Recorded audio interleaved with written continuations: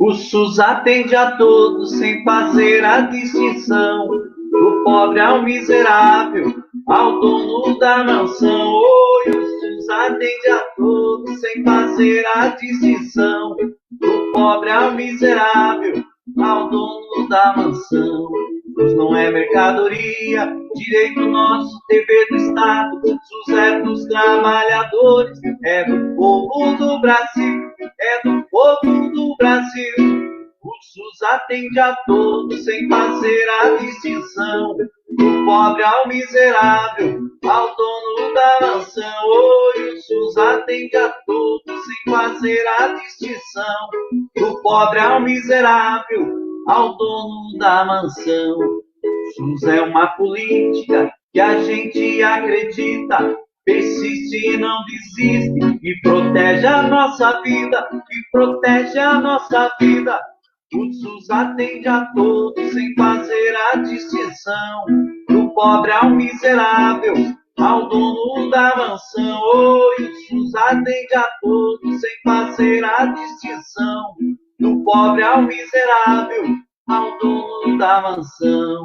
Saúde é coisa séria, o SUS é prevenção, qualidade de vida para todo cidadão, para todo cidadão. O SUS atende a todos sem fazer a distinção, do pobre ao miserável, ao dono da mansão. Oi, o SUS atende a todos sem fazer a distinção, do pobre ao miserável, ao dono da mansão.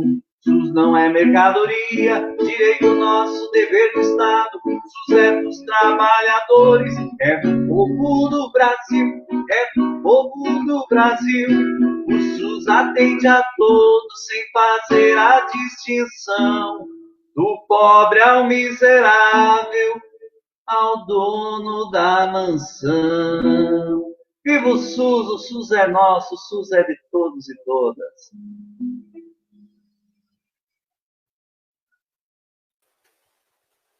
Muito bem, muito obrigado, Jadir, muito obrigado, Mistura Popular. Que coisa boa começar esse encontro aqui com o som dessa bela música, da composição de vocês, e ter a honra de receber a todos que estão ingressando agora na nossa live para discutir um tema tão sério que é quanto o controle social, quanto a nossa participação da comunidade, de toda a comunidade, no controle das ações públicas.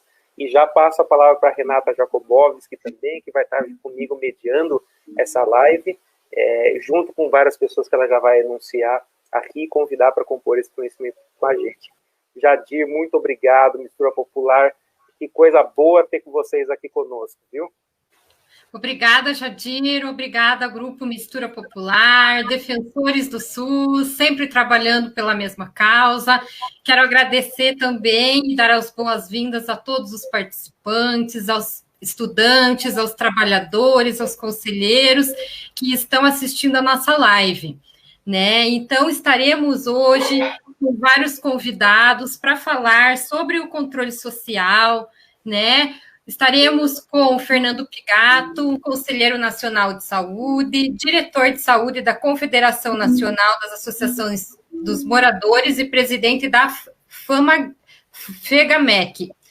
Também estaremos com a Fabiana Long Vieira Franz, advogada, ex-conselheira municipal e estadual de conselhos populares, especialista em direito público e mestrando em políticas públicas pela UFPR. Também com a Rúbia Daniele Thieme, nutricionista, ex-conselheira estadual de saúde, mestre em segurança alimentar e nutricional pela UFPR e doutorando em políticas públicas pela UFPR. Eu me apresento também, então, sou enfermeira, trabalhadora do SUS, conselheira municipal. Estamos também com o professor Dr. Luiz Ferro, professor do mestrado de políticas públicas da UFPR, falando sobre, então, um pouquinho o tema do controle social, que seria a participação da sociedade na administração pública com o intuito de acompanhar e fiscalizar as ações do governo, né? Temos também, então, como exemplo, o controle social no âmbito da saúde, né? Que nada mais seria do que a participação da comunidade na gestão do nosso Sistema Único de Saúde, por meio dos conselhos de saúde e por meio das conferências de saúde, né? Então, os conselhos de saúde seriam órgãos deliberativos para as formulações de estratégia, acompanhamento e fiscalização da execução das políticas públicas no âmbito da saúde, né? Então, os conselhos são abertos a toda a população, são organizados a nível municipal, estadual e federal.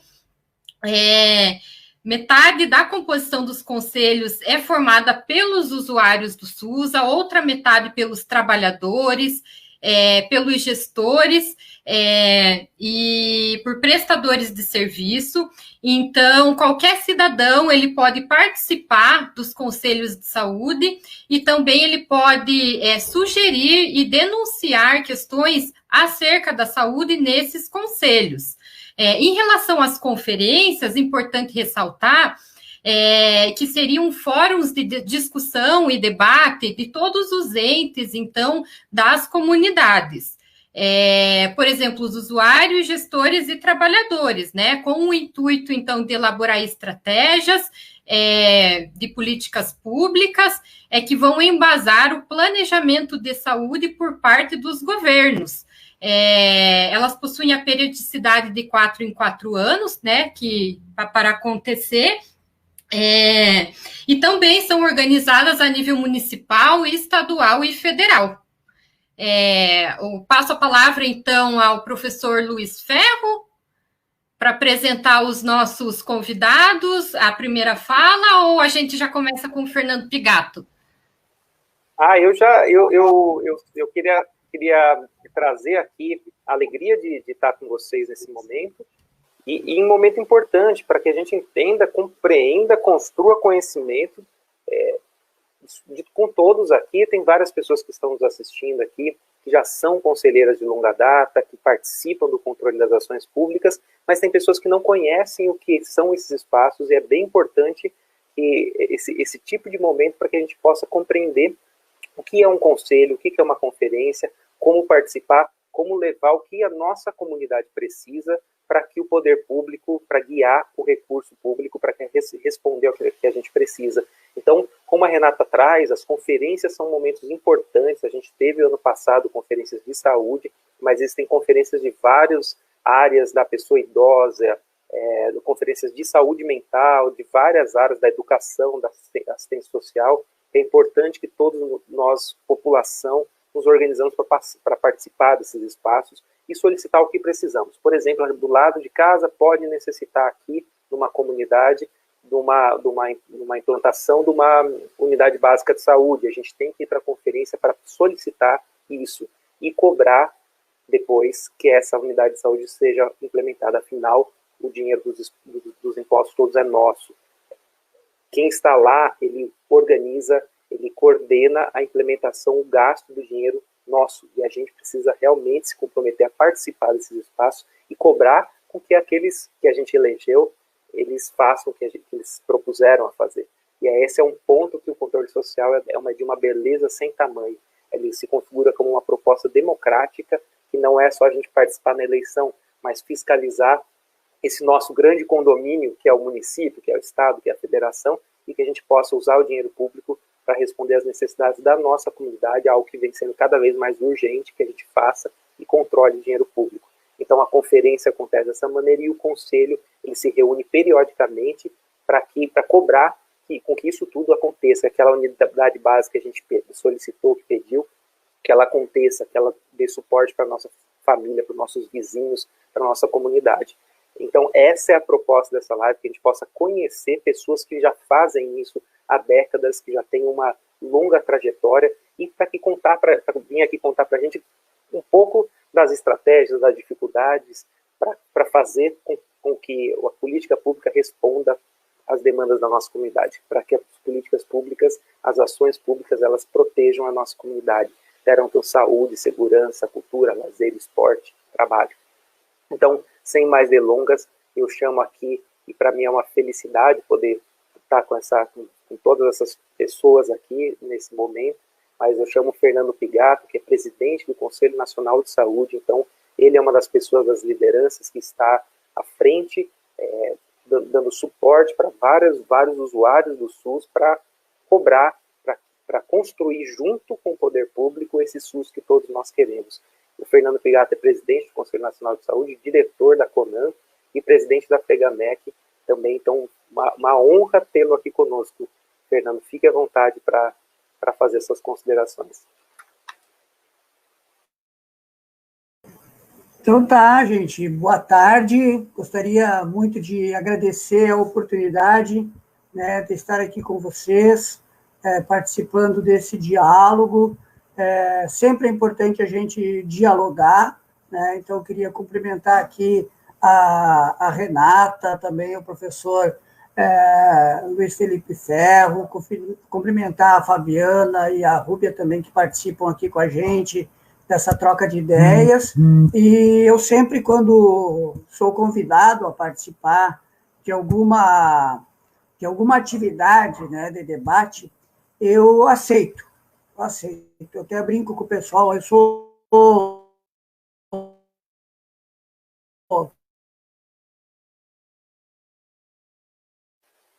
Oi, Fernando, querido, você me desculpa interromper tua fala, mas cortou aqui. Acho que você congelou para a gente. Confere, né? A nossa assistência técnica.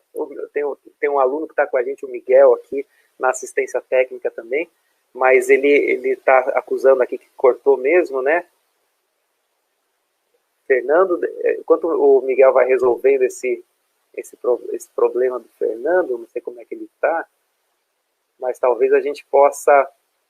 Vamos dar mais uns segundinhos aqui para ver como é que fica com a fala do Fernando. Talvez ele tenha que reiniciar, acho que o Miguel está conversando, mas aí eu já aproveito aqui, então, já que a gente teve essa situação, para falar o seguinte, a gente está... Então, esse evento, ele é um evento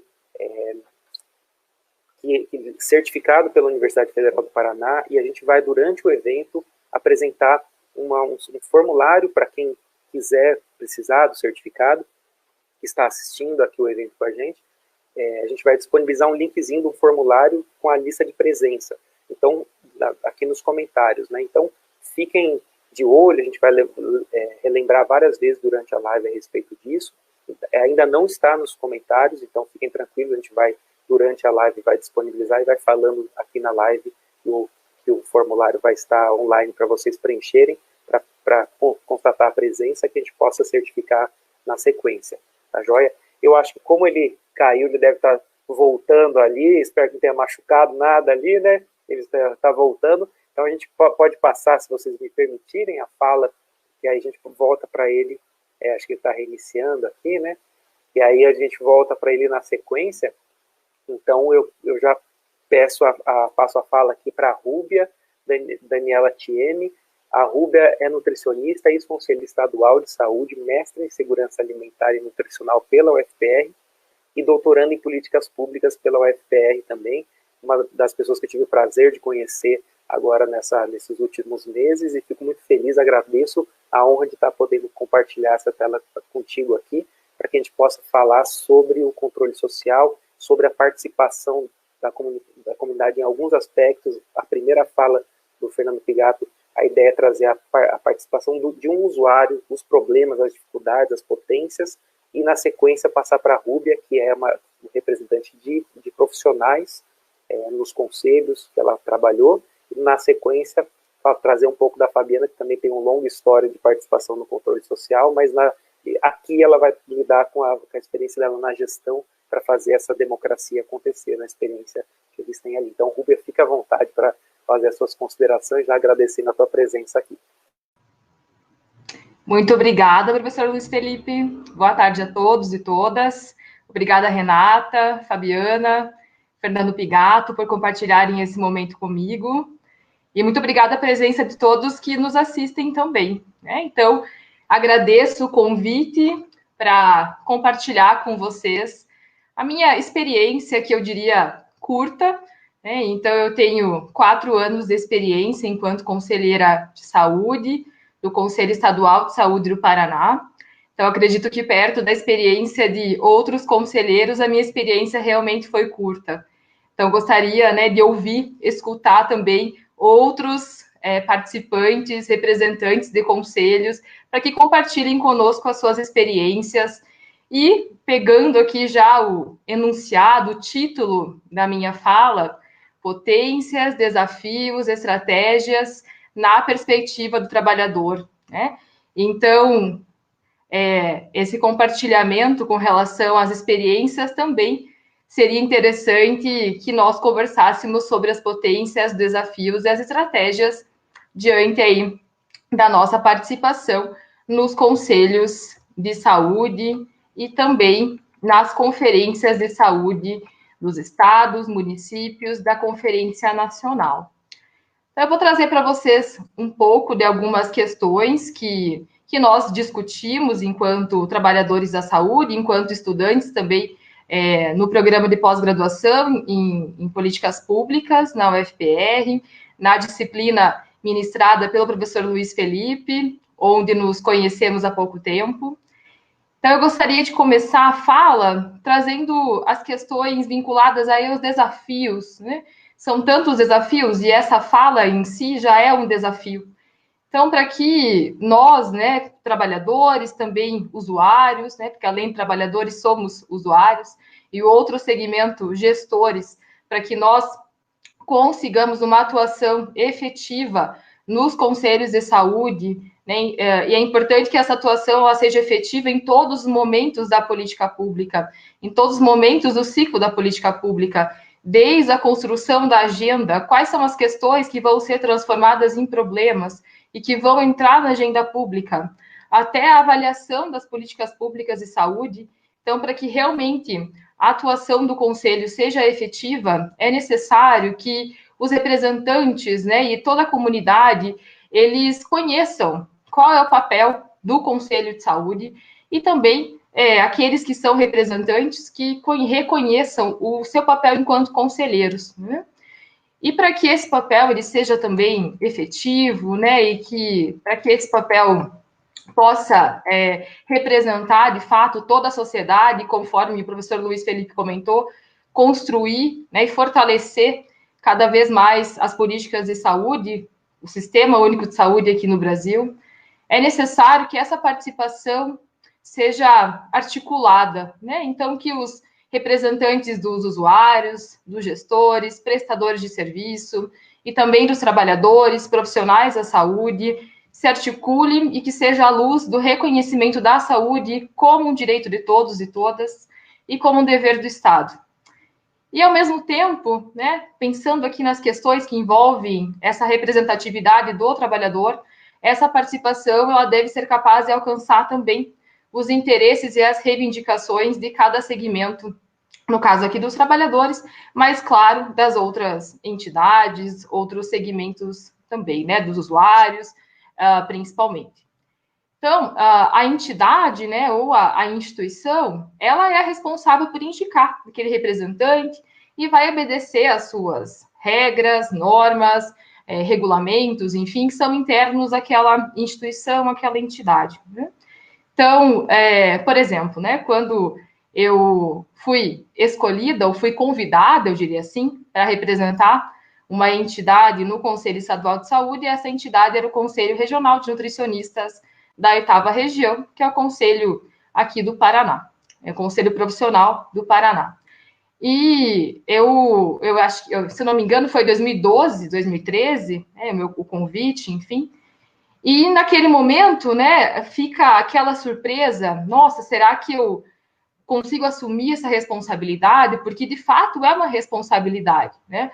E durante a formação em saúde, né, a formação ali, durante a graduação, enfim, o quanto eu estava envolvida com essa temática, o quanto durante a formação na graduação e depois também na residência, enfim, eu fui me apropriando dessas questões, né? Então, muitas vezes, o que se percebe é realmente uma ausência, né, uma não demonstração do interesse de participar dessas instâncias de controle social, né? E será, né, que esse desinteresse pode ser um reflexo do desconhecimento da importância da participação dos trabalhadores, então, falando exatamente aqui desse segmento, né, dos trabalhadores, nas reuniões do Conselho Local, do Conselho Distrital, Municipal, Estadual e Nacional de Saúde, né? Então, fica essa questão. Também com relação às conferências, né, as conferências nacionais, estaduais, municipais, enfim, distritais, locais, qual é a nossa preparação, né, o reconhecimento da importância desses fóruns, como os profissionais, os trabalhadores têm se comunicado entre eles para que realmente possam estar presentes nesses fóruns, nas conferências, também nas reuniões dos conselhos, das comissões, de forma a representar os interesses da sociedade, né, a representar as questões que retratam a realidade referente ao acesso à saúde, aos serviços de saúde aqui no Brasil, e também nos seus locais, municípios, enfim, né? Então, realmente, né, é necessário pensar sobre isso. Então, é necessário pensar sobre o papel exercido pelo conselheiro e que realmente é assumir uma responsabilidade, né? Porque esse representante dessa entidade pode ser um sindicato, pode ser um conselho profissional, conforme foi o meu caso, uma associação. Esse representante, que é agora um conselheiro, ele deve representar o seu segmento, manifestando as ideias desse segmento, as demandas do seu grupo, levando o posicionamento dessa parcela da sociedade, mas ele precisa também representar os usuários, né? Então precisa estar articulado ali com os outros segmentos também do que representam, que estão no Conselho de Saúde, né? Então, é necessário compreender também, né, que ao participar de um Conselho de Saúde, como representante dos trabalhadores, cada trabalhador, ele vai levar consigo as outras formas de atuação, os outros papéis que ele desempenha, mas esse conselheiro, ele deve reconhecer que isso, às vezes, em alguns momentos, pode influenciar em outras áreas, né? E isso pode levar a decisões, enfim, né, a formas de condução daquelas posições, e tem que ficar claro a forma com que ele se insere enquanto posição de trabalhador. Então, além disso, todo conselheiro deve articular os interesses do conjunto dos usuários do Sistema Único de Saúde e não deve agir em nome de seus interesses pessoais. Ainda, a representação do segmento dos trabalhadores ocorre de forma independente do segmento gestores e prestadores de serviço.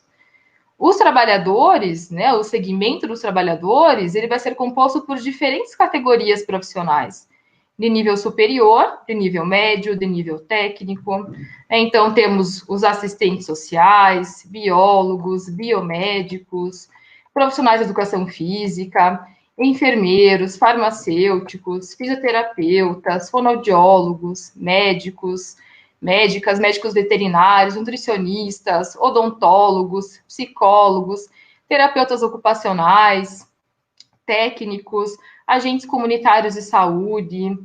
E esses trabalhadores, eles devem atuar de forma articulada com os demais segmentos, né, e não de forma isolada, ou representando apenas os interesses e as reivindicações específicas do segmento ou dos associados das entidades do qual ele representa.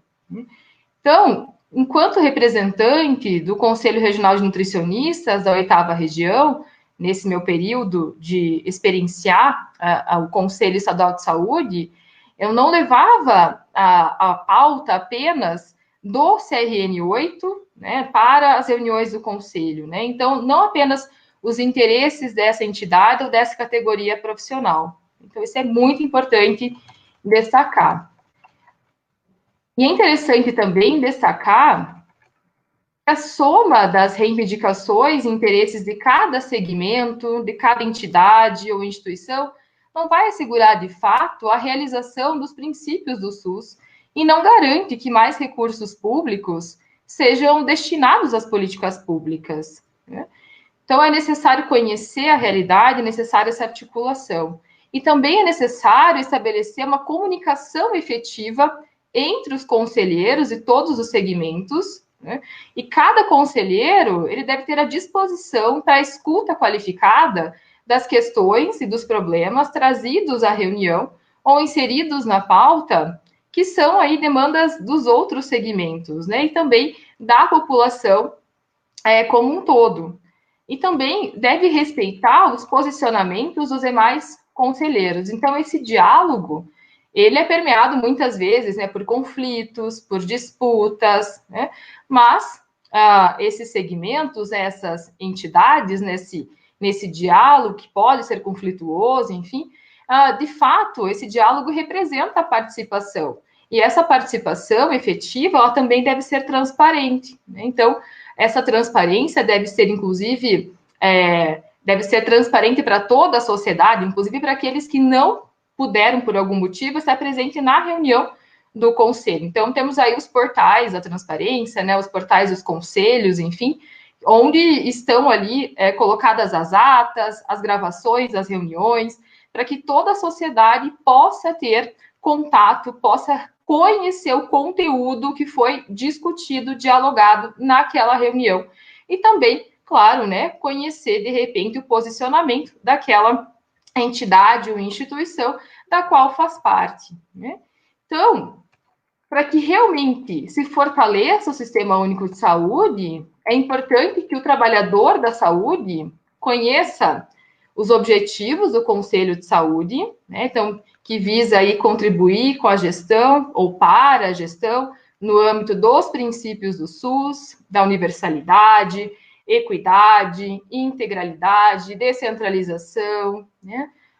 E também, claro, da participação, considerando a situação de saúde da população, as prioridades das intervenções de promoção, proteção, recuperação da saúde e de prevenção de doenças e agravos, o planejamento, as metas, o orçamento.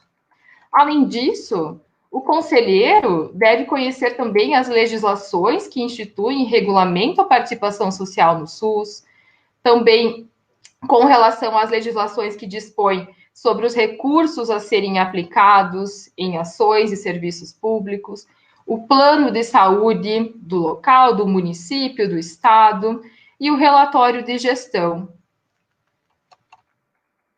Então, o conselheiro, né, o trabalhador que representa a sua entidade, que, portanto, é um conselheiro, ele é responsável também por dialogar com a entidade que ele representa sobre todas as questões que foram discutidas na reunião do conselho e também que foram deliberadas, né? Então, isso realmente tem o objetivo, a intenção de conquistar a adesão e a mobilização das entidades por meio das suas diretorias, seus colegiados, assembleias.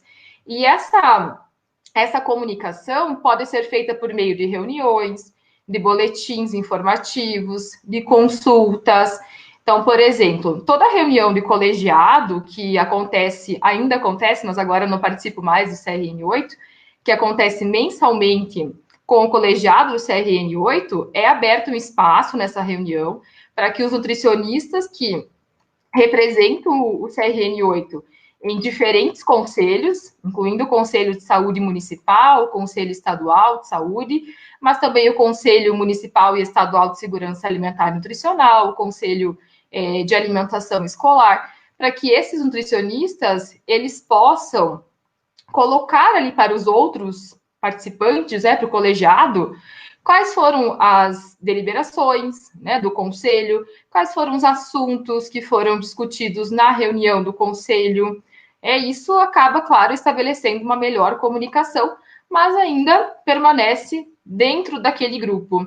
Então, ainda é necessário avançar mais nessa questão, né, de realmente disponibilizar de outras formas, então melhorar essa comunicação também com os outros membros, no caso aqui, os inscritos no conselho profissional. Então, realmente, é necessário aumentar a efetividade da comunicação com esses profissionais, enfim, inscritos nesse conselho, por exemplo, no CRN8, sobre as pautas e decisões ocorridas no Conselho de Saúde e nos demais conselhos populares, nos quais temos aí nutricionistas representando o CRN8. né? E a partir disso, as entidades, elas vão priorizar as decisões do Conselho de Saúde nas suas agendas, né, e também nas agendas, inclusive, de pressão e de mobilização, e aí vai ser alcançado um poder ainda maior de mudança para a construção e fortalecimento do SUS. Então, um profissional de saúde que representa uma entidade no Conselho de Saúde, ele vai assumir muito mais do que uma cadeira, ele vai assumir uma responsabilidade com toda a sociedade, né? E é muito importante que esse profissional, que esse trabalhador, enfim, que ele participe das reuniões, né? Então, a presença nas reuniões é uma condição necessária para que a participação ocorra de fato. Então, a sua presença, né, nas reuniões, tanto nas reuniões ordinárias, quanto nas extraordinárias, quando necessárias, nas comissões também. Então, a sua presença, ela é fundamental. E caso, né, aquele trabalhador não possa mais representar a sua instituição, a entidade, ele deve comunicar para que outro trabalhador possa assumir essa responsabilidade no seu lugar, né? Então, esse segmento trabalhador, claro, ele também pode propor assuntos, né, questões, ele pode incluir assuntos na pauta das reuniões do plenário do Conselho, e esses assuntos, eles devem ser pertinentes, devem ser relevantes, né, e também devem ser colocados ali no momento oportuno, entendendo a conjuntura, enfim, entendendo a oportunidade de se decidir sobre determinada questão, sobre determinado problema. Então, é muito importante, né, que esses assuntos, enfim, pautados, eles também sejam representantes, né, da realidade social, né? Então, tem que considerar algo muito importante, que o Conselho não é um espaço de discussão de especialistas, né? Então, que as entidades que representam as diferentes categorias com nível universitário, incluindo os trabalhadores de saúde, devem evitar as competências técnico-burocráticas, o que pode, essa insistência, né, nas competências técnico-burocráticas, pode reduzir a participação nas discussões e estratégias das políticas públicas e pode inibir também a participação política, né? Então, deve-se tomado esse cuidado, de fato, para que não ocorra inversão na definição das necessidades, em que seja priorizada a competência técnica e o conhecimento científico em detrimento da discussão política, mascarando aí os interesses que são da sociedade, né? Então, o conhecimento da realidade, ele deve ser valorizado a fim de que a transformação ocorra. Então, de fato, é importante, né, que o acompanhamento, o monitoramento permanente da execução dos programas e das ações do SUS e também dos indicadores de saúde aconteça e que sejam realizados em associação com a fiscalização. Então, nesse processo, é necessário considerar também os determinantes e condicionantes da saúde, né, aqueles que têm origem social, econômica, racial, etária e também de gênero. Os indicadores sociais e epidemiológicos, eles identificam as necessidades dos usuários em consonância com as informações das entidades representantes desses usuários também e vão direcionar as ações de saúde. Então, portanto, diante dessa complexidade da participação em conselhos de saúde, o trabalhador de saúde deve participar de programas permanentes de educação para o controle social no SUS, a fim de fortalecer os debates entre conselheiros e conselheiras de saúde e problematizar as questões relacionadas ao controle social. Então, nesse sentido, diversas iniciativas têm sido tomadas, né, realizadas em todo o país, visando a formação de conselheiros de saúde, que acontece por meio de cursos, oficinas, encontros, né, que são promovidos nas instâncias municipal, estadual e federal do SUS. Também pelas universidades, né, e também, claro, pela iniciativa dos próprios conselhos. Então, a formação do conselheiro, ela é muito importante na determinação da participação social, no sentido de provê-lo de informações necessárias para a intervenção qualificada na construção de um posicionamento que represente os anseios do segmento que ele representa, mas, né, pensando na garantia do direito à saúde, né, claro, de toda a população, e também na questão vinculada aí à garantia da garantia do respeito aos princípios do SUS. Pois, né, claro, a falta de conhecimento do conselheiro pode reduzir as suas possibilidades de ação. Então, gostaria de agradecer mais uma vez, finalizo a minha fala, e é isso, fico aberta às perguntas. Muito obrigada, Rúbia, pelas contribuições. Agradecemos a sua fala, a sua presença, e agora, para complementar, então, eu convido o Fernando Pigato, Conselheiro Nacional de Saúde, para compartilhar conosco a respeito dos desafios, estratégias, potencialidades no âmbito do Conselho Nacional de Saúde e do controle social. Vamos ver se não cai agora, né, o sinal. Eu peço desculpas para vocês, mas aqui é o seguinte, quando bate um vento, acontece isso. Eu estou aqui na fronteira do Rio Grande do Sul. Né? Mas é bom porque isso é sinal que vai chover, né? Aqui está, além da pandemia, que está muito grave a situação aqui, né? E também temos esse problema das secas, né? E não sei até onde eu tinha falado, mas eu estava agradecendo o convite, né, falando da importância da gente não se autorrepresentar, mas a gente está no espaço de conselho e por isso que a gente precisa estar participando de diálogos como esse que está sendo proposto. Eu sempre aceito os convites, porque eu acho que também faz parte do nosso papel, justamente porque a gente não está numa representação pessoal. A gente está numa representação de uma entidade, de um segmento, no caso eu, que represento o segmento de usuários e usuárias, represento a CONAN, né, que é a Confederação Nacional de Associações de Moradores, e, obviamente, como presidente do Conselho, represento todo o controle social brasileiro. E, óbvio, que a gente, para começar a falar, eu acho que foi bom, né, foi bom aí a gente ouvir a Rúbia.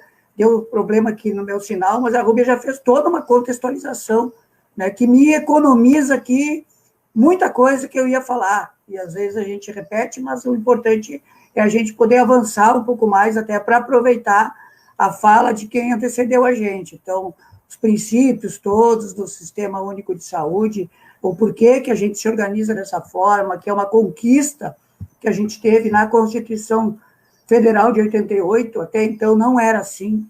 A gente teve a 8ª Conferência Nacional de Saúde, em 1986, e até lá, quem participava do Conselho Nacional de Saúde, para poder reforçar aqui esse elemento, o Conselho Nacional de Saúde ele existe desde 1937. Mas até a 8ª Conferência, usuários e usuárias, ou seja, representação do povo, não participavam. Só quem atuava na área, vamos dizer assim, né, profissionais, ou quem estava na gestão, pessoas de notório saber.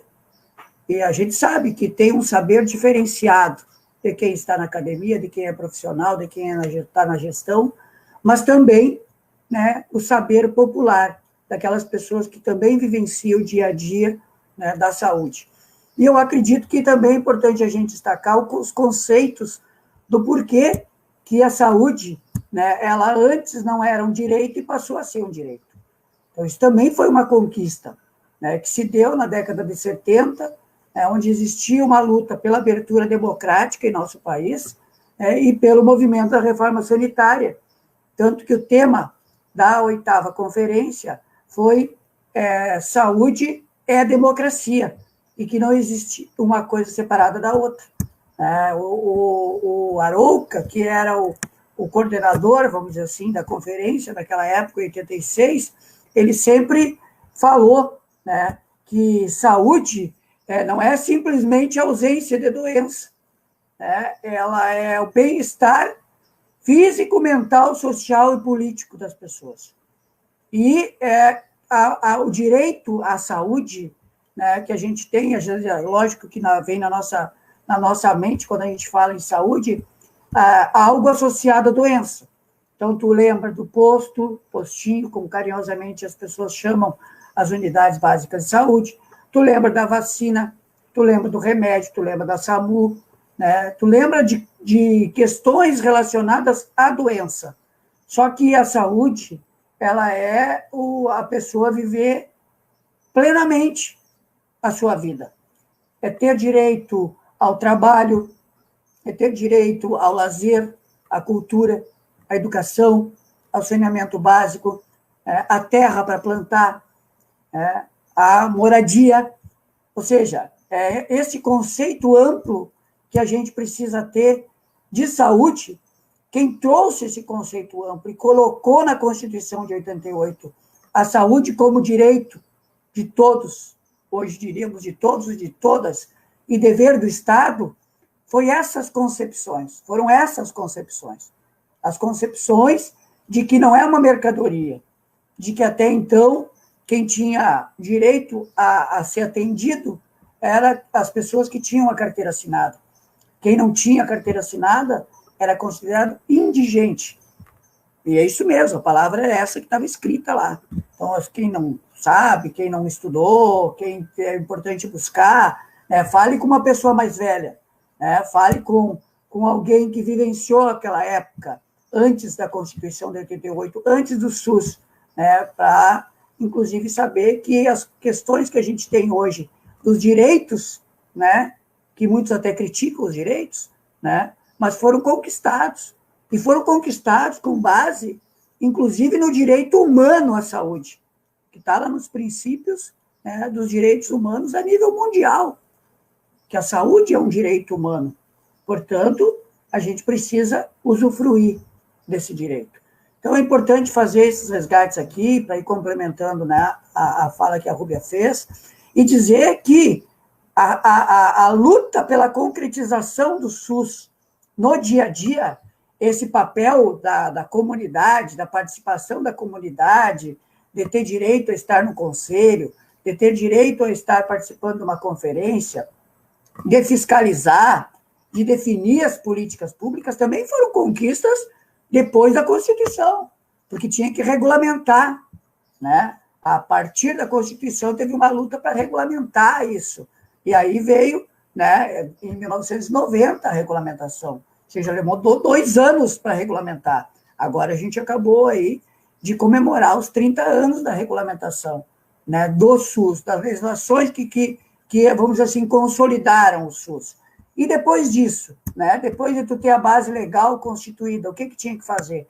Tinha que garantir que o SUS, ele realmente chegasse a ser aquilo que foi preconizado, que é as pessoas terem o acesso, né, as pessoas poderem ser atendidas, as pessoas poderem exercer esse direito, né, como controle social, de fiscalizar, de construir as políticas, né, de, inclusive, aprovar ou não as contas, né, a Rúbia falou sobre isso também, mas, inclusive, da gente ter as condições deste SUS, né, ser reconhecido como algo que tem o controle social, que tem a democracia, que tem a participação social, mas que consegue dar as respostas às pessoas.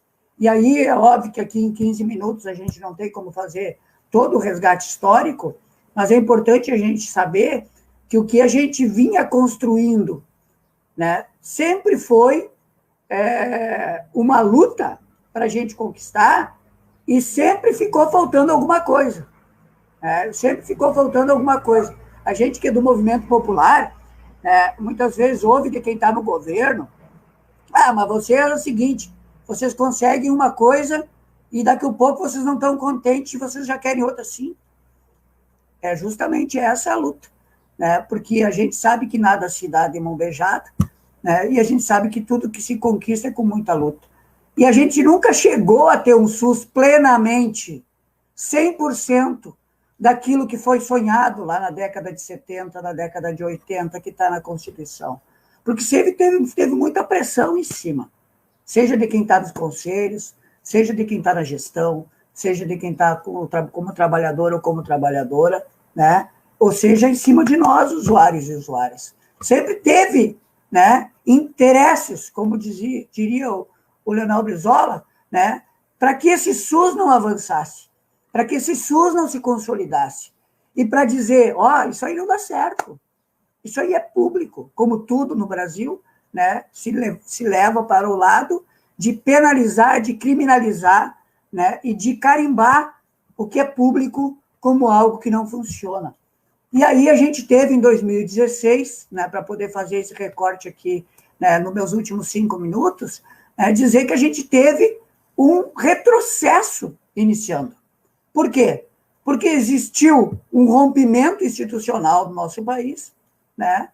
Vinha se avançando em várias conquistas, né? Vários programas, inclusive, que vinham sendo colocados à disposição da população brasileira, também fruto de conquista, né? Nada foi feito assim, vamos lá, vamos dar. Não, tudo isso é retribuição dos impostos que a gente paga, né, como cidadãos e como cidadãs, mas é importante a gente reconhecer os avanços que houveram. Só que em 2016, qual foi o primeiro fato que aconteceu depois desse rompimento institucional? Foi a aprovação de uma emenda constitucional, que a gente chamava de PEC da morte, por enquanto era proposta, né, que se transformou em emenda constitucional 95. De lá para cá, disseram que iam congelar os recursos por 20 anos nas áreas sociais. Só que o SUS perdeu, ou perderia, pelo menos até esse ano de 2020, 22,5 bilhões de reais. Claro que chegou a pandemia e isso começou a dar uma mudada, né? Mas se não tivesse chegado a pandemia, nós teríamos perdido até esse ano 22,5 bi. O que aconteceu nesse período, nos últimos anos?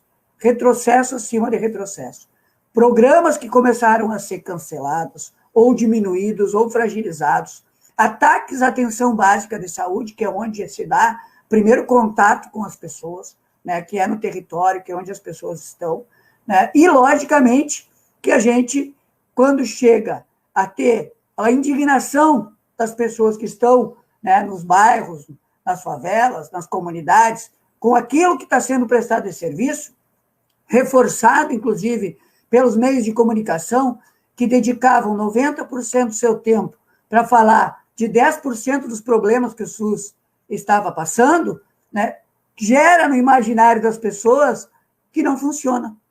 Então, tu mostra as filas, tu mostra que existem, tu mostra as pessoas em cima das macas que existem e que realmente revoltam a gente. E revoltam com razão. Mas aí qual vem a solução? A solução é a seguinte: isso aqui não está dando certo, vamos entregar para a iniciativa privada, né, porque é quem vai resolver. Tudo isso foi orquestrado, tudo isso foi planejado, e chegou a pandemia. E quando chegou a pandemia, o que podia salvar o nosso país da desgraça? Que nós estamos vivendo uma desgraça. Nós estamos vivendo um clima horrível. Nós estamos chegando a 170 mil vidas perdidas. Nós passamos de 6 milhões de pessoas infectadas, sendo que a gente sabe que esse número pode ser muito mais, porque não tem testes. A testagem é muito baixa, e agora os testes aí para vencer entre dezembro e janeiro, estocados, né, em armazéns, lá em Guarulhos, do governo federal. Ou seja, parece que existe uma intenção ainda de fragilizar. Mas lá no início do ano, o ex-ministro, né, que era um dos que atacou o SUS, que foi um dos que votou a favor da emenda constitucional 95, foi um dos que atacou a atenção básica, o que ele se ligou? Né, para falar uma linguagem aqui, né, mais aí da juventude, o que ele se ligou? Ele é médico, ele conhece o SUS, né, ele foi secretário municipal e ele estava ministro. O que ele chegou à conclusão? Tem que vestir o colete do SUS para fortalecer esse sistema, porque a única forma da gente contrapor essa pandemia é com o sistema que está alicerçado, que nesses 30 anos conseguiu chegar em todas as comunidades do Brasil. E foi isso que foi feito. E nós, do Conselho Nacional de Saúde, nós, dos conselhos estaduais e municipais e locais de saúde, fomos para cima para que o governo colocasse mais recursos no SUS. O que aconteceu? Continuamos fiscalizando, denunciando o mau uso daqueles recursos que foram destinados, e esse é o nosso papel, mas com certeza, se não fosse o Sistema Único de Saúde, né, a nossa situação no nosso país, enfrentando a pandemia, enfrentando o pandemônio, que joga contra a ciência, que é negacionista, que diz que é uma gripezinha, que diz que não é coveiro, que diz que nós vivemos num país de marica, que temos medinho. Tudo isso está ocasionando adoecimento e está ocasionando mortes. Porque as pessoas ouvem esse cidadão. As pessoas seguem esse cidadão. E a pandemia está se alastrando em nosso país e só não está sendo enfrentada de uma maneira mais eficiente porque tem esse tipo, né, de pessoas que a gente ainda considera pessoas, por mais que algumas vezes a gente duvida que sejam pessoas fazendo o que estão fazendo em nosso país. Mas o SUS resiste, o SUS vai avançar, o SUS se fortaleceu nessa pandemia porque as pessoas viram que ele dá a resposta quando a população brasileira precisa. Então, eu vou parar por aqui, porque a gente combinou 15 minutos, e depois ouvir também, né, as perguntas que virão, né, e, enfim, as outras falas que ainda a gente vai ter aqui. Maravilha, Fernando, agradeço a tua fala, o teu compromisso social como representante dos usuários no SUS. Acho que todos nós temos que saber quem são os representantes, tanto de trabalhadores, como de usuários, como de os gestores, para que a gente possa organizar a cobrança e organizar o recurso público para onde a gente acredita que possa dar suporte para a saúde, no caso do Conselho Nacional de Saúde, para a nossa comunidade. Sem mais delongas, eu só deixar aqui para todos, em breve a gente vai lançar o formulário para as presenças, mas eu chamo aqui e assumo um compromisso também da gente organizar aqui logo na sequência, nos comentários, onde ficar o vídeo, que ele vai se manter para todo mundo poder assistir, mas com alguns materiais de apoio que possam ajudar todos a se fortalecer para saber o que é o controle social, alguma dessas estratégias, para a gente possa crescer isso na nossa comunidade. Sem mais delongas, eu chamo a Fabiana Long Vieira Franz, advogada, ex-conselheira municipal e estadual de Conselhos Populares, especialista em dinheiro público e mestranda em políticas públicas para a FPE, para falar um pouco do ponto de vista de quando ela estava na gestão, de como organizar uma gestão para ser o máximo democrático, para ser o máximo respeitosa ao controle social. Eu acho que esse é um compromisso que todos nós temos que assumir quando a gente fala de democracia. Então, por favor, Fabiana. Bom, primeiramente eu quero agradecer a oportunidade de estar aqui com vocês. Falar de conselho, falar de controle social é algo muito caro para mim. Primeiramente porque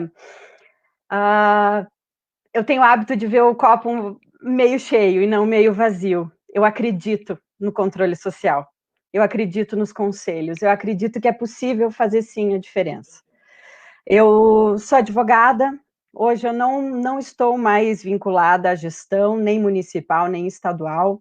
Meu compromisso hoje é só com a Universidade Federal, com o meu orientador, com os meus colegas.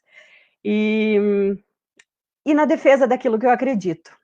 Eu já fui conselheira municipal, estadual, de diversos conselhos populares, do Conselho da Cidade de Curitiba, Conselho da Pessoa Idosa, Conselho da Pessoa com Deficiência, Conselho da Criança e do Adolescente, Assistência Social, fui no âmbito estadual do Conselho da Mulher, do Conselho da Assistência Social, do Conselho dos Direitos da Pessoa Idosa, e como pessoa, eu sou militante, eu acredito nos direitos da pessoa idosa, acredito no estatuto e luto por ele, luto por aquilo que eu acredito que faz, de fato, a diferença na vida das pessoas. Com relação às falas anteriores da minha colega Rúbia, do Pigato, que nos enche de luz, trazendo a sua experiência, trazendo a sua vivência com relação ao SUS, eu não sou da área da saúde, eu não posso falar do SUS, a não ser somente como pessoa. Eu tive uma grata experiência, meu filho foi prematuro extremo e ele precisou de uma vacina que à época custava R$50 mil, e eu entrei com pedido no SUS. Apresentei a documentação necessária e eu consegui essa vacina. E hoje meu filho tem 6 anos, ele está ótimo, saudável e não fica nem doente. Então eu vou dizer para vocês com experiência própria, o SUS funciona. E antes de tudo, o SUS é nosso. A gente precisa brigar por ele, porque ele foi uma conquista. o advento da Constituição de 88 trouxe diversas conquistas para a população brasileira, e uma delas foi o SUS, dentre tantas outras. E apesar do retrocesso que nós estamos vivenciando com relação aos conselhos populares, eu ainda entendo que é a forma que a população tem de reivindicar seus direitos. Ali na fala do Pigato, ele fala em direitos humanos. Os direitos humanos, eles são muito maiores do que interesses de gestão ou interesses de usuários.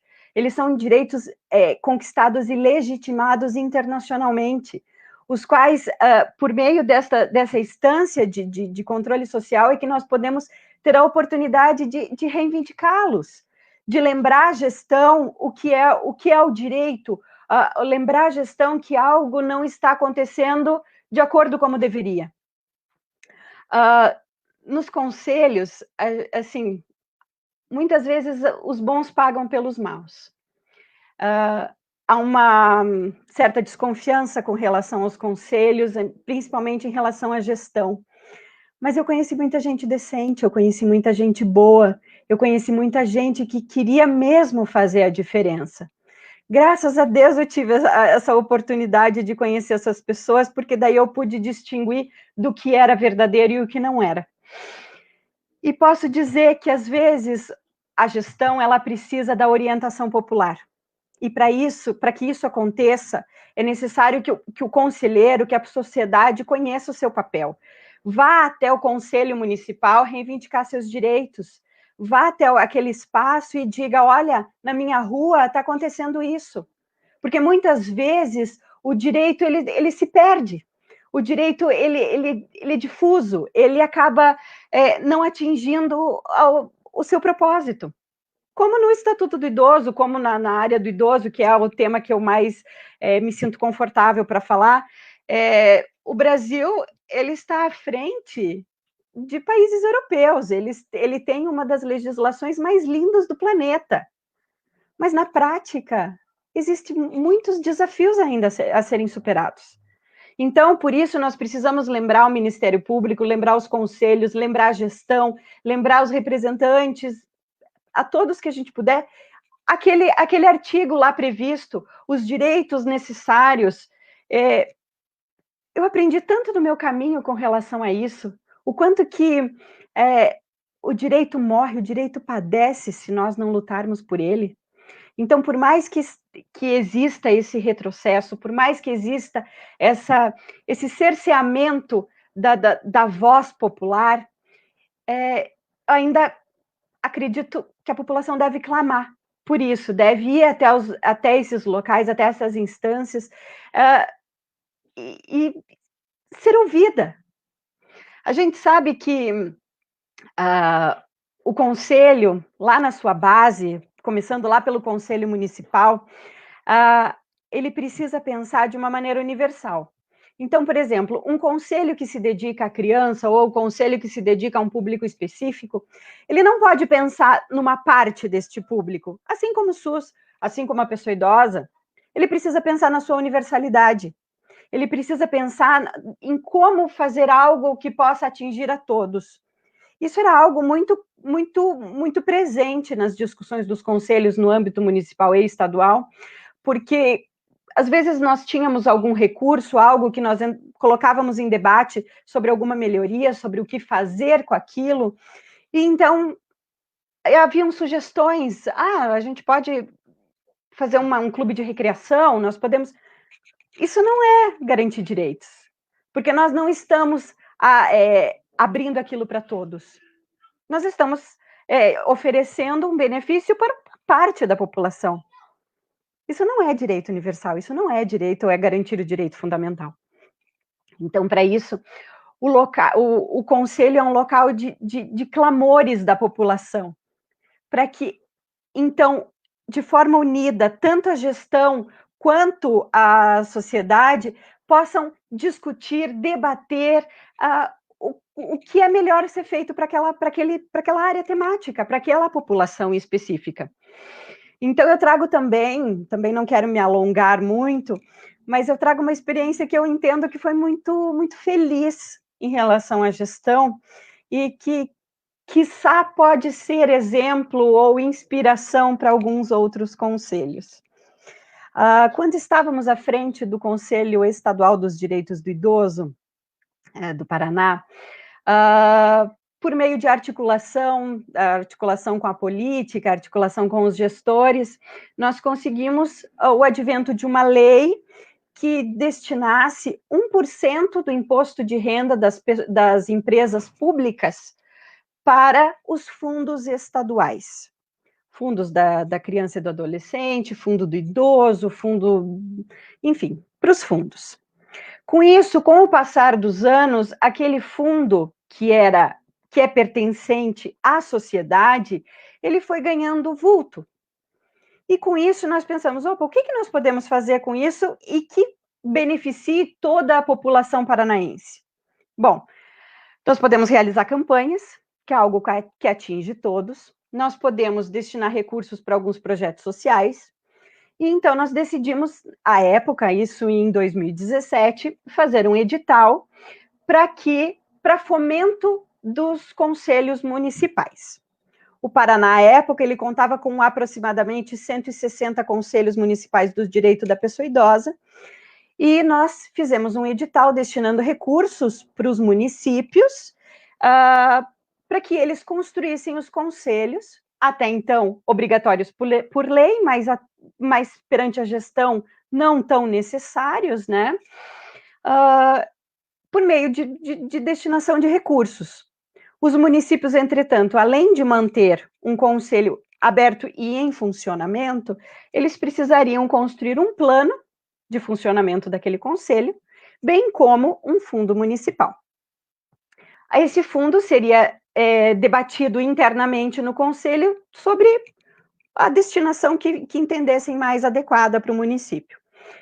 Isso fez com que nós saltássemos de 160, aproximadamente, conselhos para 268. Nós pulamos de 0 planos estaduais, talvez 2, porque eles não eram oficializados, o de Curitiba e o de Irati. Nós passamos de 0 ou de 2 para praticamente 200 planos estaduais. Planos municipais dos direitos da pessoa idosa. E com isso, nós atingimos 83% da cobertura estatal. 83% dos municípios tinham conselho e, posteriormente, o CPF que nós falávamos, né? Conselho, plano e fundo. Quem ganhou com isso? A população. Quem ganhou? Não foi o conselho estadual. Porque o conselho estadual, ele fomenta, ele articula junto com o conselho municipal. Mas quem conhece a realidade daquela população é quem está lá. E é por isso que a população precisa ser ouvida, ou precisa se fazer ouvida, precisa estar presente, precisa, tanto nas conferências quanto conselhos, precisa dizer o que está acontecendo e o que está de errado. Então, na verdade, há um papel, uma articulação de muitos braços e de muitas mãos. Eu não diria apenas da parte da gestão ou da sociedade, eu acredito no controle social, que o controle social, a sociedade, ela pode não só exercer o seu papel de controle social, como também estimular que políticas públicas efetivas aconteçam em âmbito tanto municipal, estadual, quanto nacional. Que aqui a presença do Pigato nos traz toda essa experiência do que está sendo feito. Então, falar do conselho é falar de algo que foi conquistado com muita luta por parte da população brasileira, e que, apesar dos retrocessos, cabe a nós não permitir que todas essas conquistas, elas se enfraqueçam. Então, por isso, o papel aqui deste canal, desta live, deste momento, como tantos outros que devem acontecer nesse sentido. A garantia dos direitos é algo que, para que seja exercida, a gente precisa lutar por ela todos os dias, constantemente, porque não basta que os direitos existam, eles precisam ser efetivos, para que eles tenham a sua finalidade alcançada. Então, eu termino a minha fala por aqui, a gente vai dar continuidade com as perguntas e com o debate posterior, eu me coloco à disposição também, e estou aqui só para contribuir mesmo, e me sinto muito honrada de fazer parte deste seleto grupo que é tão... que preza tanto pelos direitos sociais, pelos direitos difusos da população. Obrigada. Obrigada, Fabiana, pelas suas contribuições, pela sua fala. Muito bom escutar você falar. Agora eu passo, então, a fala para o professor Dr. Luiz Felipe Ferro, para se juntar-se conosco também às próximas considerações. Maravilha, maravilha. A gente aqui, eu e a Renata, ficamos numa situação assim, querendo demais estar presente nesse espaço, compartilhando isso. A maioria das lives tem um mediador, né? Mas a gente fala, não, vamos estar junto. Mas eu queria também trazer uma experiência aqui, pela importância do tempo, pelo afeto que a gente tem sobre esse tema. Mas eu queria trazer um pouco também da experiência da gente da UFPR, da Federal do Paraná, compondo um pouco esse quadro. Eu quero fazer isso rapidamente, para que a gente possa ter tempo para discutir, para conversar. Já tem várias perguntas, fiquem extremamente à vontade todos para fazer as perguntas ali, a gente vai anotando e conversando a respeito. Já aproveito a oportunidade de apresentar o meu apreço a esse tipo de interface que a gente está aprendendo agora, que são as lives, porque vocês vejam, aqui a gente já tem presença do CONACS, pela Hilda, que dá boa tarde a todos aqui, a Rosângela também, Teruel, do Conselho Municipal dos Direitos da Mulher e do Conselho Municipal dos Direitos do Idoso de Londrina. A gente tem pessoas como a Ellen Oli, que está falando de Sobral, do Ceará, deixo boa tarde para ela também, para todos, a Cibele, Cláudia Cibele, que é da Abraps, Núcleo Curitiba, que está presente aqui, pessoal do IPCT, colegas de trabalho. Então, é uma bela ferramenta para a gente conseguir conversar nacionalmente. Eu acho que é uma das poucas coisas boas, né, que essa pandemia nos trouxe, essa possibilidade da gente usar essas ferramentas para estarmos mais juntos e proteger mais a nossa comunidade. É isso que a gente precisa. Eu acho que, nesse sentido, todos nós, a nossa comunidade precisa se unir. Ela não precisa mesmo se afastar cada vez mais. Acho que a gente tem que estar sempre junto, e não importa qual gestão estejamos falando, a gente precisa estar junto para guiar o poder público, para usar o dinheiro para responder às demandas da nossa comunidade. É isso que eu acredito que a gente precisa realmente levar na sua seriedade máxima, a gente se comprometer para cuidar da nossa casa expandida, né? Que a gente, na nossa casa, a gente ainda faz, quando é um condomínio, mais ou menos, mas quando é município, estado, federação, exige que a gente se comprometa, controle e fiscalize o empenho do dinheiro público para responder o que a gente precisa. E nisso eu quero trazer um pouco nessa fala do papel de uma universidade pública, gratuita e de qualidade, para ajudar todos, a nossa comunidade, a entender isso. Então, a universidade tem várias formas de ação, essa live é uma delas, a gente vai desenvolver várias, eu vou falar aqui outras tantas, que a gente está organizando para que a população possa compreender o que é o controle social, como participar, como ir se organizando para fazer essas reivindicações todas. A gente tem um programa que vale muito a pena falar, que é o programa PET, Programa de Educação pelo Trabalho para a Saúde. E a gente desenvolve um dos grupos tutoriais que é para fortalecer o controle social. Então a gente mobiliza alunos, a gente mobiliza disciplinas diversas, essa é uma das ações que advém desse programa, para que a gente possa fortalecer a comunidade para o controle das ações públicas. Então essa é uma proposta que a gente desenvolve, essa é uma das ações, e que a gente vai fazer o compromisso aqui de todos de montar, a partir dessa, toda uma estrutura que a gente possa fortalecer a comunidade para entender o que é o controle social e cobrar das instâncias públicas que elas respondam às demandas da nossa comunidade. Eu acho que é só assim que a gente vai garantir cada vez mais a democracia acontecendo no Brasil, que a gente vai versar sobre uma votação. Votação, ela não acontece a cada 2, a cada 4 anos. Para a gente ter consciência na hora da votação, exige que acompanhemos a todas as ações públicas, para a gente ver quem está realmente trabalhando para a nossa comunidade. Falar que políticos são todos corruptos é uma grande mentira, a gente precisa abandonar esse tipo de fala. A gente precisa acompanhar as pessoas que são pessoas de bem, que estão, né, nesse âmbito, para que a gente consiga fortalecer elas, divulgar o trabalho delas, ter como nelas pessoas que apoiam a nossa comunidade, apoiam o destino do dinheiro público para o que a gente precisa. Nesse sentido, o que a gente da universidade está fazendo? Mobilizando alunos, mobilizando comunidade para desenvolver várias ações. Entre elas, a gente está fazendo essa live. No final dessa live, a gente vai colocar na descrição da live de onde ela ficar vários materiais de apoio. Vídeos falando o que é controle social. A gente tem cartilhas desenvolvidas para falar o que é controle social. Alguns dos colegas aqui relataram a importância da gente participar dos espaços de controle social, dos conselhos, das conferências, mas também cobrar em outros espaços de apoio, como é o caso do Ministério Público, como é o caso das ouvidorias, que essas demandas sejam levadas a sério pela gestão, sejam cobradas por outras instâncias que não só o controle social. Nesse sentido, a gente já tem uma cartilha pronta, com os endereços de Curitiba e de outros mais 5 municípios, que está no site do Departamento de Terapia Ocupacional da Universidade Federal do Paraná, em produtos de extensão.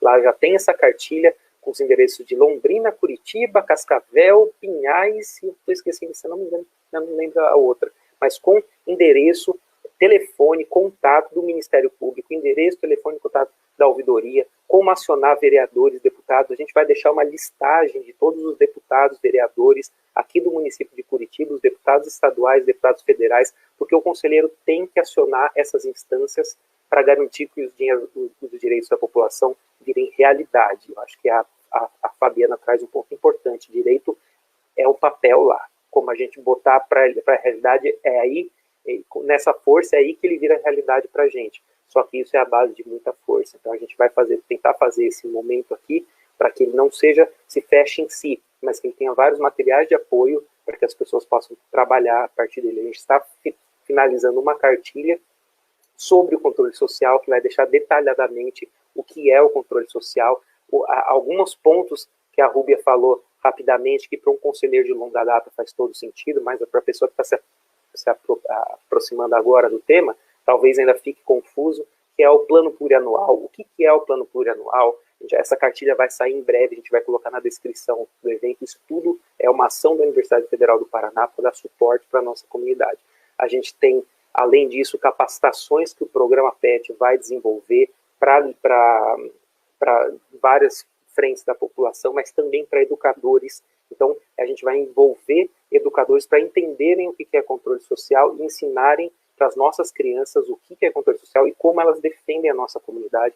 Então, são várias das ações que a gente está empenhado para desenvolver e afirmando o compromisso da Universidade Federal do Paraná e não só das universidades federais públicas, para a gente poder proteger a nossa comunidade num momento desse que estamos vivenciando, de pandemia, e que sobressalta, além de tudo, a importância do SUS no sistema público que está garantindo, graças a Deus, o cuidado para a nossa comunidade. Esse é o que queremos construir, um ponto que acho que o Fernando traz aqui para a gente, é a necessidade de articulação dos conselheiros com a sua base. A gente organizou 2 sites, o site da Associação Arnaldo Gilberti, que isso é importante relatar, é uma associação paranaense aqui de proteção aos direitos da pessoa com transtorno mental ou em sofrimento mental, que ali a gente colocou um espaço de denúncia para aproximar a população dos seus representantes. Por quê? Porque o Fernando, por exemplo,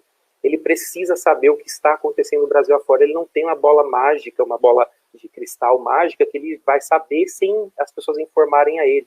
Ele precisa saber. E a nossa ação com esse site, o site da para pessoa em situação de rua, do InRua, uma instituição muito séria aqui de Curitiba e do Paraná. Então, inrua.org é o site, arnaldogilberti.org, são 2 espaços com materiais de denúncia, com um trecho de denúncias, para o que a população estiver vivenciando conseguir inserir ali para chegar nesses colegas que estão protegendo o direito da gente. E é óbvio, assumir todos um protagonismo para que as pessoas não fiquem sozinhas, mas que elas encontrem todo um apoio comunitário de todos nós para defender os direitos humanos. A partir disso é que a gente vai montar uma comunidade que seja solidária, que se comprometa, que se apoie, que construa direitos humanos. A partir disso a gente vai conseguir ver pessoas que estão trabalhando, e o nosso voto vai ser muito mais consciente do que se a gente não participar. Então participem dos conselhos, seja ele qual âmbito for. Eu gosto da educação, gosto da saúde, participem dos conselhos. É só assim que a gente vai conseguir construir uma comunidade que se apoia, a saúde de qualidade, a educação de qualidade, cultura, lazer, esporte, formas de trabalho solidárias. É essa a ideia que a gente está tentando fortalecer, e eu deixo sempre um contato e uma abertura para toda a nossa comunidade poderem contar com a terapia ocupacional da Universidade Federal do Paraná, que está promovendo essa ação, o PET, ainda mais no controle social, a Associação Arnaldo Gilberti, uma das grandes parceiras também, a Rede Libersol, que está organizando também, Rede de Saúde Mental e Economia Solidária de Curitiba e região metropolitana, o Programa de Pós-Graduação em Políticas Públicas, o Grupo de Pesquisa Política, Avaliação e Gestão em Saúde, PAGS. Então, são várias forças que vêm se reunindo para que a gente possa fortalecer a nossa comunidade para cobrar os direitos humanos. Nisso eu encerro a minha fala agradecendo a presença de todos, deixando a minha honra de estar rachando esse espaço aqui com todos e assumindo esse compromisso de uma universidade pública, gratuita, de qualidade, para que a gente possa mover essa comunidade. Só assim, pautado na ciência, no compromisso social, acima de tudo, é que a gente vai conseguir fortalecer a nossa comunidade, desmontando fake news, desmontando mentiras que vêm sendo contadas por qualquer partido. Eu não quero ser partidário aqui em momento nenhum, eu quero ser contra fake news, contra mentiras que vêm sendo contadas para a nossa população em vários âmbitos. Agradeço a presença de todos aqui, todo o carinho dessa live, e já aproveitando, agora passei para mediador, né, e já aproveitando para trazer uma pergunta que o colega realizou aqui. Cadê o colega? O Gustavo Rasoli, que faz uma pergunta: como a população pode contribuir para fortalecer o SUS frente a tantos interesses e que tentem a colocá-lo como ineficiente? Então, até agradeço o Miguel. O Miguel é um aluno da graduação que está ajudando a gente com toda a infraestrutura aqui. E aí eu deixo aberto para que a gente possa responder e amadurecer sobre essa pergunta. Quem quiser tomar a fala, fiquem à vontade.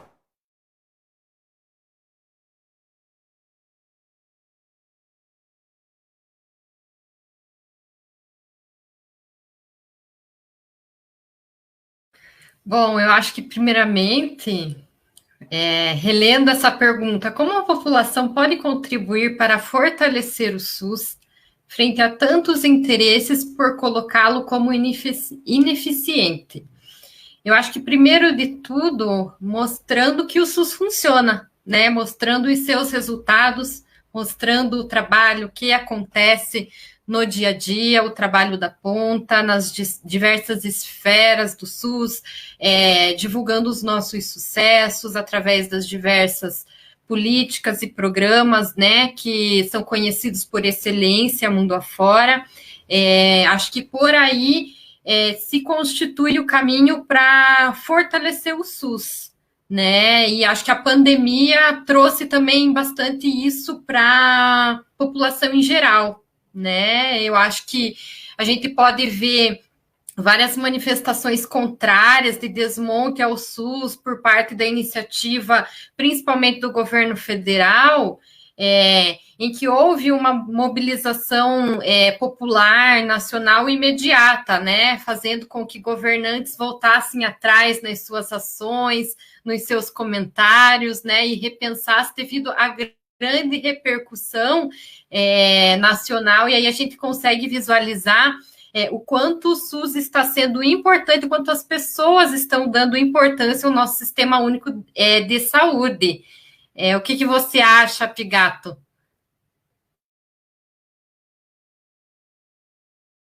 Eu ia propor aqui que a gente seguisse a ordem de falas, mas eu me lembrei que eu era o primeiro a falar e caiu o sinal. Então, eu ia deixar a Rúbia falar primeiro. Então, não sei se a Rúbia quer falar, como ela acabou fazendo a primeira fala, se ela quer responder primeiro que eu. Por favor, Pigato, pode ficar à vontade.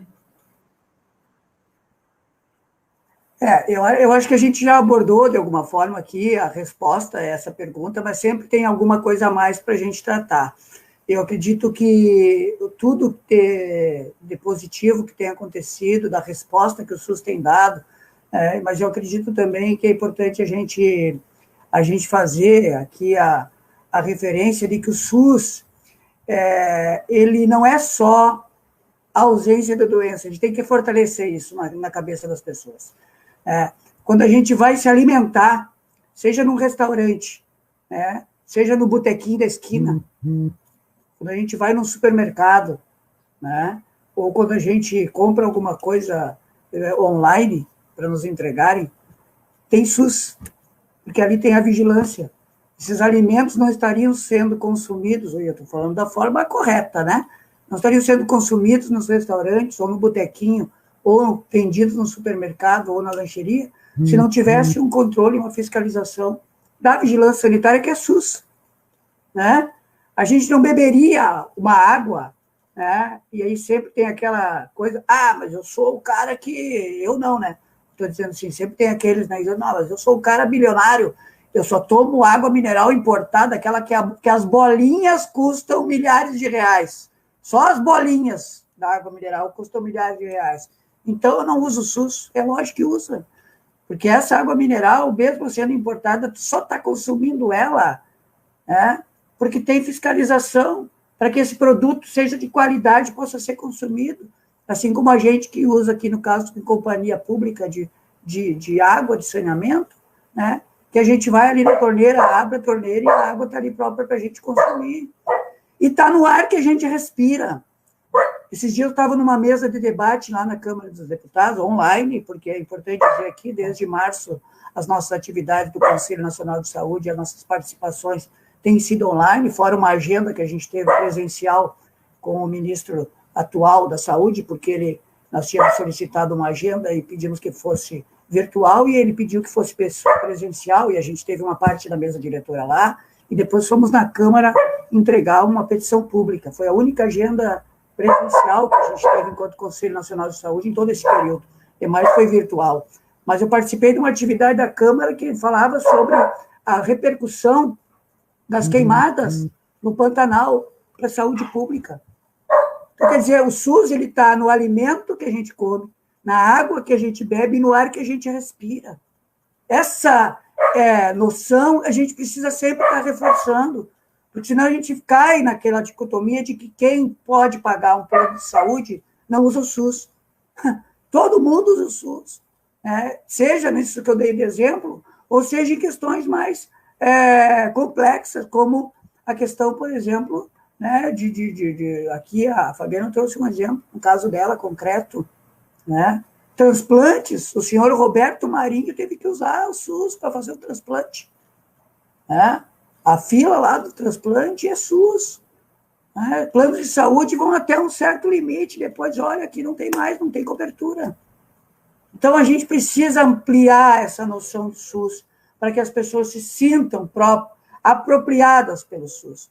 A gente está com uma campanha, porque o desfinanciamento que eu estava falando antes, ele vem campeando solto nos últimos anos, retirando recursos, e a gente teve um acréscimo esse ano de mais de 35 bi para o SUS enfrentar a pandemia, mas a gente está fazendo uma petição pública, passei aí para poder a Renata compartilhar com a gente aí depois nos links aí, a petição pública que a gente está fazendo para manter o piso emergencial para o ano que vem, manter esses 35 bi que foram colocados a mais esse ano, manter no ano que vem, e revogar a emenda constitucional 95, as pessoas precisam entrar nessa campanha. As pessoas precisam assinar a petição, divulgar a petição, pressionar os parlamentares que vão estar lá agora na Comissão Mista de Orçamento, que ainda não foi instalada, mas logo que ela for instalada, ver quem é do Paraná que está aí participando dessa comissão e pressionar, e depois pressionar os deputados, as deputadas, senadores, senadoras, enfim, do Estado, para poder votarem a favor da manutenção desse piso emergencial para o ano que vem e revogar, porque não é só a pandemia que vai continuar depois do dia 31 de dezembro.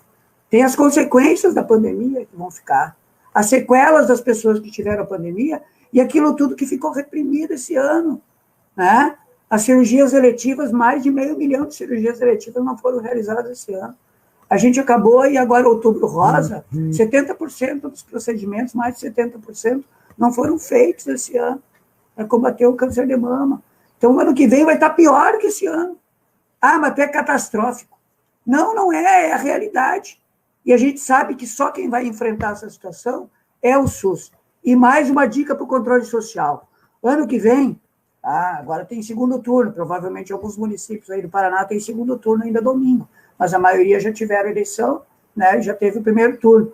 Ano que vem, todos os municípios vão estar elaborando um plano plurianual, que foi falado aqui pela Rúbia, né, que vai definir o orçamento, ou seja, o recurso daquilo que a gente paga de imposto e que vai ser investido nas políticas públicas de 2022 a 2025, e também vai estar definindo os planos municipais de saúde. Para definir o plano municipal de saúde, vai ter que ter conferência municipal. Vai ter que ter conferência local lá nas unidades de saúde. Nós temos que fortalecer os conselhos locais. A gente tem que estar fazendo com que lá no território tenha o controle social efetivo e atuante. Então, tem muita coisa para a gente lutar ainda daqui para frente. Eu não sei se o tempo está terminando, se eu já vou me despedir agora, depois o pessoal vai falar e vai se despedir, ou se eu volto depois para me despedir. Se tiver que me despedir agora, eu já vou deixar aqui meus cumprimentos também, um abraço, né, para todos e todas, né, e vamos seguir aí acreditando no SUS, na democracia, na vida, né, e a gente vai vencer esse período aí que a gente está passando da história, e depois lá na frente a gente vai lembrar, sabendo que a gente está com a consciência tranquila de que tudo aquilo que a gente precisava fazer, a gente fez. E eu já ressalto, pegando a fala do Fernando, a gente vai deixar no link dessa descrição, dos comentários aqui, na descrição do vídeo, na sequência, os contatos de todos os deputados, não só do Paraná, mas de todos os estados, no link dos comentários aqui, para que todos acessem e reivindiquem, conversem com seus deputados. A gente precisa participar, a gente precisa saber quem são essas pessoas, como elas lidam, o trabalho delas, conhecer e reivindicar, para ver elas cobrando isso. É só a partir disso que a gente vai saber em quem votar. Quando a gente se aproxima das pessoas e monta em comunhão relações sociais para beneficiar a nossa comunidade. Eu não vejo outra forma da gente construir as políticas públicas sem essa participação comunitária, construir uma comunidade que se apoie sem a gente participar. Não tem como. Só que a gente precisa aprender isso tudo, né? Então eu passo a fala para alguma outra das colegas, né? A gente está chegando ao final. Aqui temos uma surpresa também no final dessa live, e aí eu passo para as colegas irem fazendo a sua finalização, agradecendo demais a presença de todos. Passo para a Renata também e fazendo as considerações finais, talvez apresentar a nossa surpresa final, né? E aí, para a gente ir finalizando esse nosso encontro, agradecendo a todos. Agradeço muito, né, o convite e também o fato de eu estar aqui, já eu posso agradecer imensamente, porque foi uma honra participar dessa live e ouvir, escutar a experiência de todos vocês. Eu quero registrar que a minha fala, ela foi influenciada por alguns textos. O professor Luiz Felipe comentou sobre a importância, né, da construção de materiais informativos, da construção científica, também do conhecimento científico referente a esse tema. Então, existem alguns materiais do próprio Ministério da Saúde, que inspirou também a minha fala, denominado Conselhos de Saúde, a responsabilidade do controle social democrático do SUS. Também a página do Conselho Nacional de Saúde disponibiliza várias informações importantes. A professora comentou que alguns poderiam ter ficado em dúvida com relação a alguns itens que eu mencionei na fala. Então, a página do Conselho Nacional de Saúde apresenta várias informações importantes que vocês podem acessar, e alguns artigos também científicos que foram publicados e que tinham o objetivo de compreender a participação dos segmentos, né? Mas, é claro, eu enfatizei aqui o segmento trabalhador. Então, um artigo publicado na revista Saúde e Sociedade, por Kes, Bogos e Martins, em 2016, e outro artigo na Saúde em Debate, por Martins e colaboradores, em 2013. Né? Então, só para deixar registrado. Então, mais uma vez, eu agradeço, posso disponibilizar também os materiais para que o professor disponibilize para vocês em algum local específico, não sei como isso vai se dar exatamente. E uma boa tarde a todos, muito obrigada. Obrigada, Rúbia. Bom, eu também quero agradecer a presença de todos, os comentários. Eu queria, na verdade, só referenciar aqui os comentários de Cláudia, Cibele, Beth Dinger, blá, blá, que é preciso conhecer para defender, de fato. E o Conselho Municipal de Saúde de Indaial também fala que é um grande desafio fomentar e fortalecer os conselhos locais de saúde. Sim, seu nome é Juliana. Na verdade, é preciso fazer com que a população ocupe o seu espaço, ocupe o espaço que é devido a ela. Então, para isso, é preciso popularizar os conselhos. Alguns exemplos bastante interessantes foram utilizados em alguns conselhos, no sentido de fazer com que a população conhecesse mais dos direitos, conhecesse mais do papel do conselho. Eu já vi desenho animado, eu já vi gibi, eu já vi... nós produzimos uma cartilha conhecendo os direitos da pessoa idosa, que tinha um linguajar simples e lúdico à época, que é justamente para isso. Não adianta trazer tecnicismo, não adianta apresentar a letra fria da lei, porque a população não compreende. É preciso, sim, massificar o conhecimento para que as pessoas, de qualquer jeito e de qualquer forma, reivindiquem eles, sabe? Que eles possam ir às plenárias, aos plenos e dizer, olha, isso não está acontecendo lá na minha região. Então, por isso, é preciso massificar o conhecimento, fazer com que as pessoas conheçam, que saibam que existe aquele espaço, que existe aquela instância, né? O que faz um conselho, para que daí, então, as pessoas possam se apropriar melhor e possam até defender melhor os direitos humanos, os direitos fundamentais e todos os outros direitos assegurados aí na nossa legislação pátria. Então, encerro a fala, agradeço e me coloco também à disposição, dizendo que foi uma honra fazer parte desta equipe, desta live, e espero de coração que ainda nós possamos ver os frutos de todo esse engajamento popular que defende esses espaços. Eu Obrigada. Já pego também a fala da Fabiana aqui para trazer uma experiência que a gente teve. Uma das metas do PET foi, em cada serviço de saúde, organizar grupos de controle social com usuários, com lideranças comunitárias.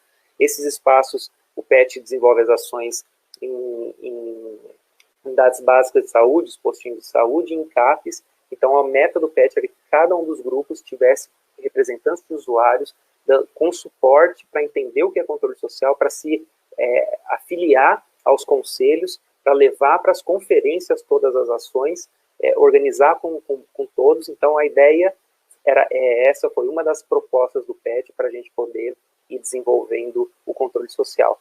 E aí eu passo para a Renata e finalizando também. Eu agradeço também a presença de todos, a participação nesse trabalho na tarde de hoje, né? Agradecendo a Fábio, agradecendo a Rúbia, agradecendo ao Pigato, ao professor Luiz pela oportunidade, né? E agora, então, vamos encerrar a nossa live com a música Mestres do SUS, né? Elaborada, composta, produzida pelo Grupo Mistura Popular durante essa época de pandemia, né? Então, a nossa cultura, que também é uma forma de expressão popular, de participação popular e de lutas sociais, né, professor? Com certeza, a nossa cultura é boa, a nossa cultura é de apoio, de construção mútua. E é isso que a gente vai finalizar com esse carinho, agradecendo demais a Mistura Popular por nos dar a honra de abrir e fechar esse nosso encontro. Muito obrigado. É com você, Jadir. Estou sozinho hoje, hein? Tempo de pandemia não dá de reunir a galera, né?